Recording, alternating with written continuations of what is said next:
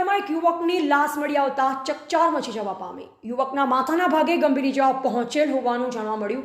રાજપુર તીનબત્તી પાસેની ઘટના લોધા સમાજના યુવકની શંકાસ્પદ હાલતમાં મળી આવી લાશ રાત્રિના સમયે તીનબત્તી વોલા વિસ્તારમાં સ્મશાનની બાજુમાં બંને એક જ સમાજના ભેગા થઈ કોઈ કારણસર માથાના ભાગે પથ્થર મારી ત્યારબાદ લીમડાના ડાળીનો હાથો માથામાં ઉપરા ઉપરી 2-3 ઘા કરી મોતને ઘાટ ઉતાર્યો। ત્યારે આજુબાજુ રાહદારી લોકોને ખબર પડતા ઘટના સ્થળે લોકટોળા ભેગા થઈ ગયા હતા। મૃતક યુવકની ઓળખ સુરેશ બાબુલાલ લોધા, ઉંમર આશરે 45 વર્ષ હોવાનું જાણવા મળ્યું। સ્થાનિકોને જાણ થતાં પોલીસને જાણ કરાઈ। પોલીસ ઘટના સ્થળે પહોંચી વધુ તપાસ હાથ ધરી। પોલીસ લાશનો કબજો લઈ ડીસા સિવિલ હોસ્પિટલમાં પીએમ ખાતે ખસેડાઈ।